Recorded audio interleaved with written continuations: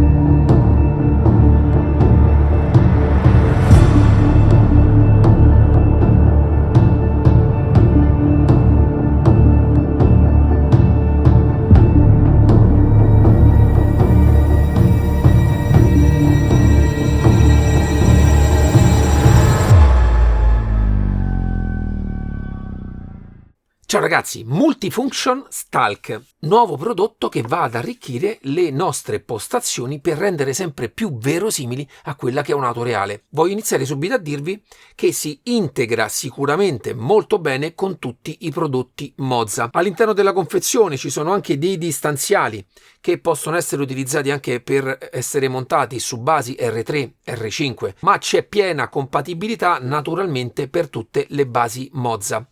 In realtà viene offerta la possibilità anche di essere montata con qualsiasi altra base. Viene data in dotazione anche questa ulteriore piastra, la potrete montare sia nella parte alta o nella parte bassa per essere utilizzata anche con altre basi. Io l'ho utilizzata sulla base Syncube 2, onestamente all'inizio ho avuto qualche difficoltà per essere montata, quindi studiatevi bene a secondo della vostra postazione la possibilità di utilizzarla anche su basi che non sono di origine Mozza. Per quanto riguarda il fissaggio della staffa dietro si fa togliendo questa cover in metallo e si ha accesso ad una serie di fori di diverse dimensioni che danno la possibilità di montare sia la staffetta o di montare il multifunction direttamente sulle basi Mozza. Andiamo a rimettere la cover.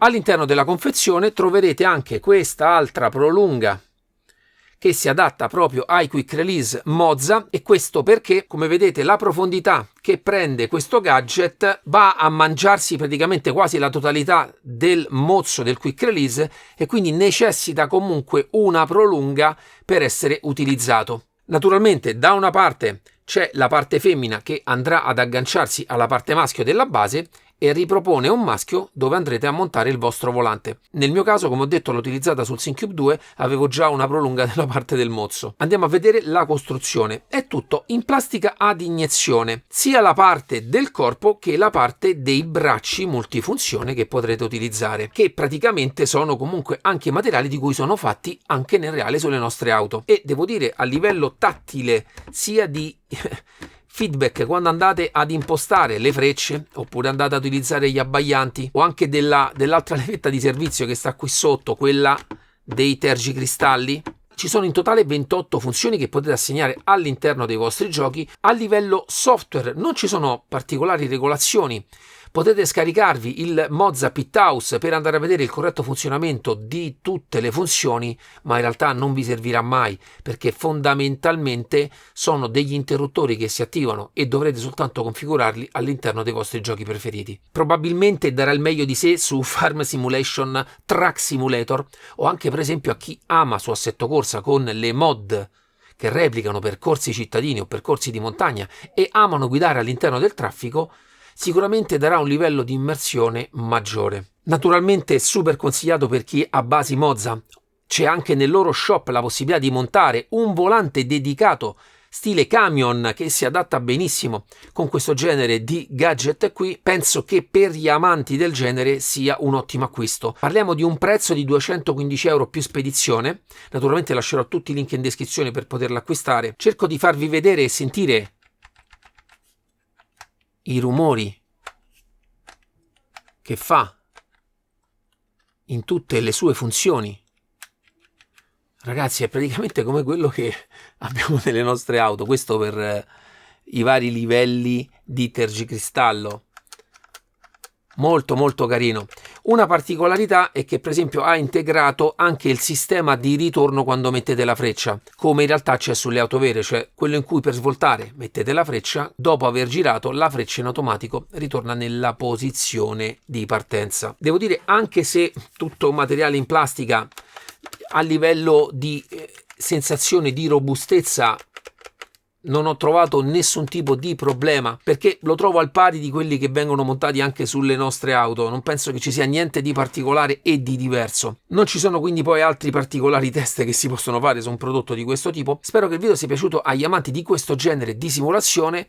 Ragazzi, ci vediamo alla prossima review. Ciao!